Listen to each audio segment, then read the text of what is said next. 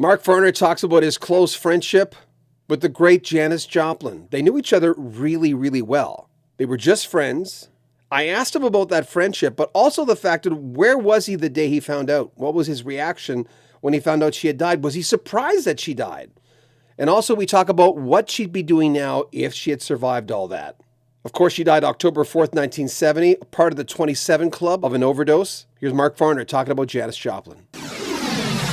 I was talking to John from Orleans, and he had recorded one of the songs he and his ex-wife wrote, and I asked him, I said, "Well, what? There's so much mystery about. There's always mystery about someone who's dead, and the mystery about her, how she died, and all this stuff.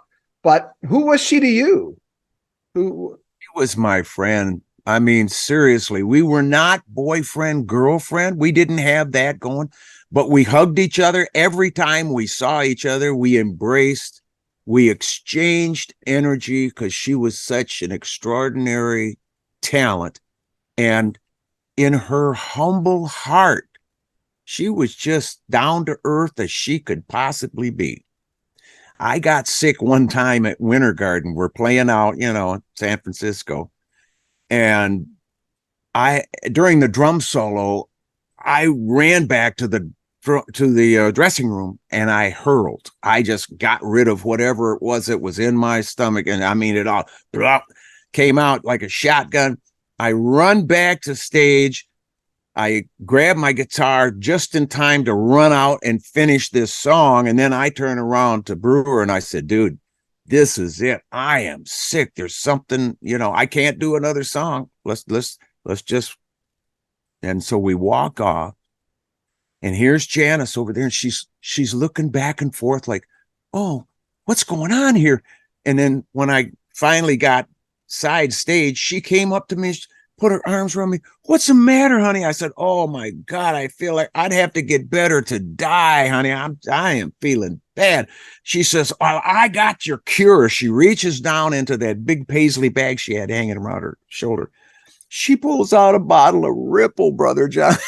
Ripple wine. And I went, oh, but I mean, just looking at it made me, have to throw up again. But that was how she would apply the medicine. And her and I drank so much Southern Comfort and ate Hershey bars till it was coming out our ears. And I'm like buzzing from the sugar and what the hell the pancreas was going through to produce insulin. Oh my God. She was real. And we loved each other as friends, as brother and sister would love each other. What was your reaction? I mean, we know what it was, but I'll ask, when you found out she had died, where were you and how did you find out? When I heard, I just sat down. I was on the road.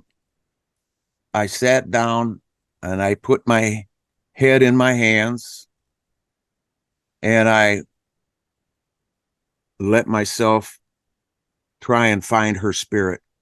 Wow. And I got a piece. I'm saying, well, she said what she had to say. She definitely said what she had to say. And I had a piece about, although I cried, it's like, when my son died, I cried. I still cry.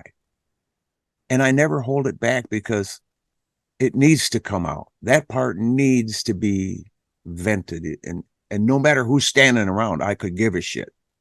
When it comes, it comes. And that's the only thing that would stop it would be some kind of a pride. The ego would try and stop that because, oh, that makes you look like less than a man. You're crying. They can stuff that information. They can stuff. Got to let that stuff out. So, yeah, that's and I just felt like I had a piece about her leaving after a couple of days. After it's settled in. I went, yeah, okay. Were you surprised? I was, because I didn't know, how far. I'd never seen her. I mean, her and I got shit-faced together, but we never like, passed out that way, or never got into anything but drinking booze and eating Hershey bars. Hershey's getting a good commercial here, aren't they?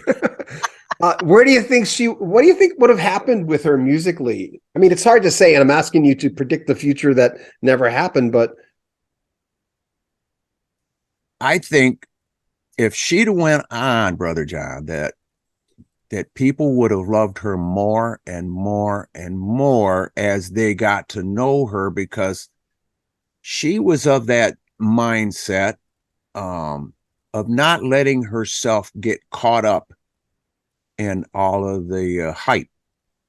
And I chimed in with that. I mean, back during our heyday, I know if I let that shit go to my head, I would have had a hard time finding a hat to fit on this thing,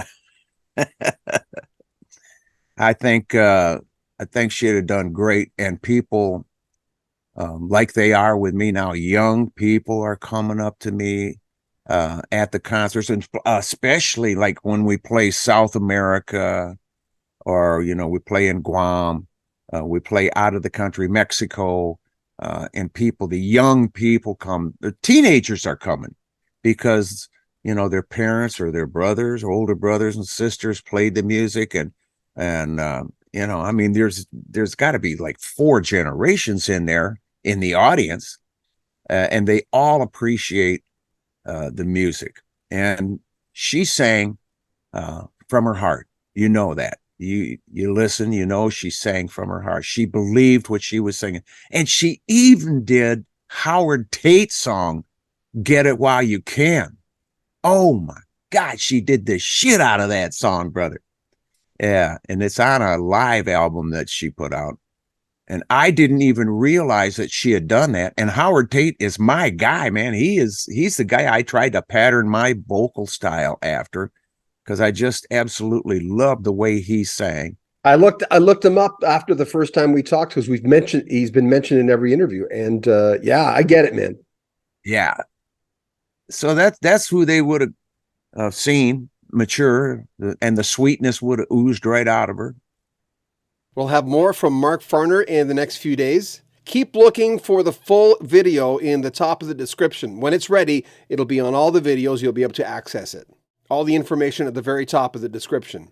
We have brand new Rock History Music hats. We're very excited about this because people have been bugging us for baseball caps forever. There's 2 different kinds. There's links at the top of the description. You can donate to the channel or join that Patreon we told you about. Mark Farner has a brand new segment on his website, markfarner.com, which is called Farner Chords, where you can learn how to play like he does. It's for advanced users, but if you're there, check it out. Links in the description. And of course, comment on our videos, share our videos on social media, subscribe to the channel, and like our videos. I'm John Beaudin. This is Rock History Music. Take care of yourself.